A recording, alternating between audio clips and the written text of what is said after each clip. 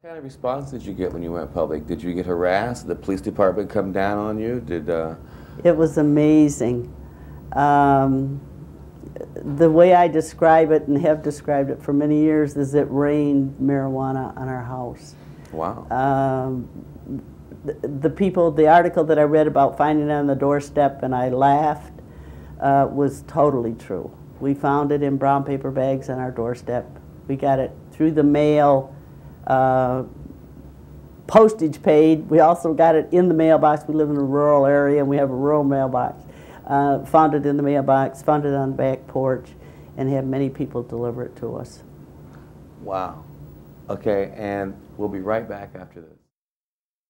We're talking with Mae Nutt today, and Mae, now what I understand is that you began a crusade in your state to re-legalize hemp for medical purposes that brought forth on October 10th, 1979, a history-making policy within your state. Isn't that correct? That's true. Could you share that?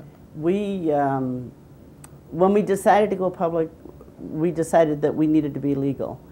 And so we contacted the legislature to see if there was a possibility that Michigan could do this, and found that someone else had been there before us, and it was in the process. So we joined the process. Keith went with us in early October. And then again, late in October, he was very ill, and we went without him. And it went 100 to nothing in the Senate, and I've forgotten what the count was in the House. But yes, indeed, it did go. And now, does that mean that in Michigan, if the people can start using it for medical purposes? Doesn't mean that. Once the bill is passed, then it has to be signed. Okay. And it was signed on October 22nd, 1979, by the Lieutenant Governor of the state of Michigan, and that was the day our son died. So, I have to get my breath. He never received legal marijuana. And then after that, it was over a year before the state received the marijuana. The federal government stands in your way, and they're not cooperative. But Michigan and 33 other states did pass marijuana laws, and indeed the area we live in received the marijuana. In fact, I received it personally from the state. And the doctor that took care of Keith had encouraged me to work on the legality of it, and he got a license. And as time went on, he said to me, Mae, I can't do this anymore, and I was hurt.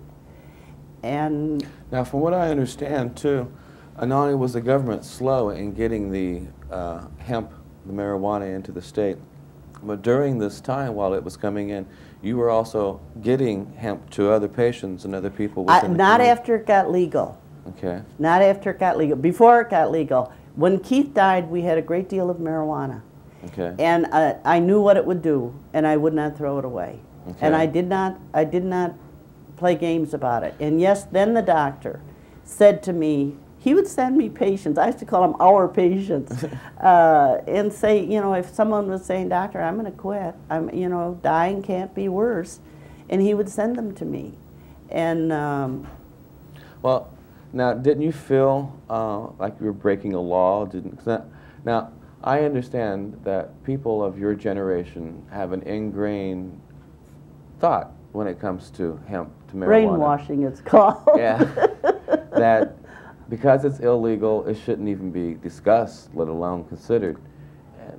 And now yet you're... Okay, I'm in a different category. Yes, it's illegal, and I frowned on my children using it. But we're talking about life and death. We're talking about people. It's not even a quality of life, which is important, but it's life and death. And people, there are many people who will die, and I know of several who have survived because they were able to use marijuana.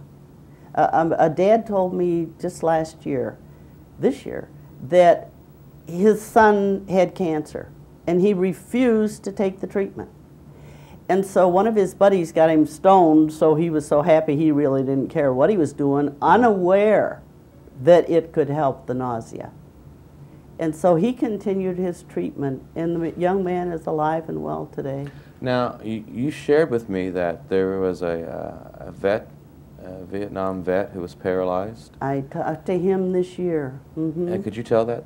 Okay, he's a representative of disabled veterans in southern Illinois. And he told me he had several vertebrae damaged during the war, and he did some rehab in a hospital in Colorado. And before he left, his physician took him aside and said, "I do not want you to take the drugs that the Veterans Organization or the hospital is going to prescribe for you." He said, "I want you to take marijuana, use marijuana, smoke it." And the young man, he said he got to he was incontinent with his bladder and his bowels and was paralyzed. He said in 5 years he got so he could walk 5 miles. Wow. He could also take a few steps without a walker, and that his incontinence was under control. Now, I understand that AIDS sufferers, people who are dealing with that disease, can find relief with Absolutely. with hemp. There's an organization called MARS, Marijuana AIDS Research Service, and it's to help them apply for legal marijuana.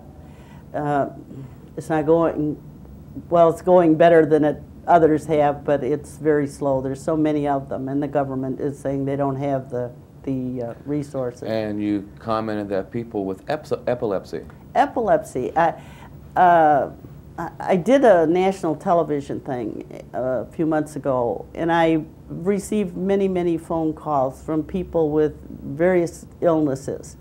And one of my recent one was a young woman with epilepsy, and she was from New York State, couldn't drive because of the seizures, and had tried the prescribed drugs, and eventually somehow someone talked her into smoking marijuana. And she was seizure-free for 2.5 years. And if I remember right, she said 2 years in her state and she could get her driver's license back. So she was back driving. Now, when this is used for medicinal purposes, people think that you should, is that just smoking it? You just go into the hospital room and say, "Okay, doctor, I want a joint or two," and you have your friends bringing it in off the street and fire it up. Is that the only way that it can be used? No. Is that the best way? You know, it's the fastest way. Okay. But for someone, a cancer patient, I've talked to many, you know, and they have cancer because they smoke tobacco, and they simply cannot tolerate any other smoke in their lungs. So we can make brownies. We can make suppositories by making the butter and putting them in a capsule. And the nurses told me for children, poke holes in the capsule so that you don't have to wait quite so long for the capsule to dissolve before the ingredients get in the bloodstream. And also tea. And I'm thinking that tea, for people my age, you know, we could drink an herbal tea without a blink of an eye. Okay. And I was told this summer by a man who was dying of cancer that the pain, the nausea, and the appetite, and that the tea got into his system in like 5 minutes. Now some of the other things, the brownies and the suppositories, of course the suppositories are wonderful because you don't throw them back up again. That's true. And the digested foods, brownies and such. Now you said children. Now, yes. Realizing that hemp is an illegal substance for Americans to use, it's kind of unusual to hear someone encourage that we give this to children. If you have a child dying and they are giving you no hope whatsoever, and this is hope, I have no problem with that at all. Do you know of any children that have benefited from this? I know of one child, to my knowledge, and this was about 10 years ago. And the child was so emaciated, and there was simply no other place in his body to poke a needle. And they had to stop treatment. And to stimulate his appetite, they made him brownies and teas. And he was able to go back and continue his treatment, and to the best of my knowledge, the child is alive and well today. Wow, very interesting. We'll be right back after this. We thought we were. I distributed what we had, and then when it became legal, I no longer, well, I didn't have any more, and I didn't try to get any more, but it was legal. And so I still worked with the doctor, but I didn't work directly with patients using the marijuana. But eventually he stopped using it, and I was angry and hurt. And he said to me, Mae, I cannot spend more time doing paperwork than I do taking care of patients, and I have to discontinue using it. And we had 34 states where it was legal, and now every doctor in every state, not all of them received it, but the bills are dormant because the federal government made it so difficult and horrendous for the doctors to use it. You know, what I understand too of people who have glaucoma and are applying for Right. The hemp for their medical Absolutely. purposes. From what I understand, the paperwork takes anywhere from 1 year to 2 years. Yeah, Just it's horrendous. And the Mars project is attempting to, they have cut it down until a doctor can do it in about 15 minutes. Now, from what I understand, you also testified before the DEA in 1988. I did indeed. And now, what came from that, and who did you speak with when you were Oh, I testified in front of a Judge Francis Young, very intelligent man. And the feeling of the people that I was working with, Normal, and he was going to brush it off. Okay. We were going to finish our testimony, and 15 minutes later he was going to say, forget it. He didn't do that. He agonized over this for a long time. And he was only to make a recommendation to the head of DEA.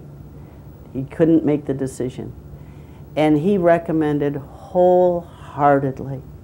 And he had heard people all over the United States from all different kinds of illnesses, and said, in effect, for God's sakes, help these people. And what kind of response did he receive? The head of DEA, in effect, said, drop dead. Why do you think that is? Because they're stupid. Okay. Now, we only have a couple of minutes left, and I was wondering, you commented that people of an older generation than what I am have a problem at times being able to restructure their thinking on this plant. What do you have to say to them? Okay, We were told, and I came from an era that if my government told me, go out and stand in the middle of the traffic, I'd probably do it, because they would never tell me anything that was harmful. And it has taken me a long time to realize this is no longer true. Maybe it never was, but I thought it was. And so therefore, it's difficult. It's like a religion. You may go away from the religion that you were brought up as a child, but it's always there. And I'm not sure that I would ever be able to smoke a marijuana cigarette. Okay, now you've talked about Mars, and there's probably a variety of people who are watching this show who'd like to have the chance to find out more about your organization, or the organization, Mars. Address and phone number, please. I don't have it. It's through ACT, Alliance for Cannabis Therapeutics, and they're based here in Washington, D.C. I do not have an address or a telephone number, but I'm sure that through Normal, High Times has an ad in it. There are many places that they can contact them. Any final comment to our audience? Oh, go with your gut feeling. If you think you're right, go for it. Thank you very much. It has really been a unique learning experience having Mae on our show, and I hope that the information that she brought forth is something that you can digest and share with people around you and you grow from. There are a lot of people out there who are suffering medically and need the benefits of the medicines that are derive from the hemp plant. We encourage you to write your congressmen, we encourage you to write your senators, and we encourage you to become more vocal in your community to bring this message forward. Thank you very much for tuning in. We look forward to seeing you the next time. Thank you very much, Mae. I'd like to have you back on the show. Thank you. I'd love to come back.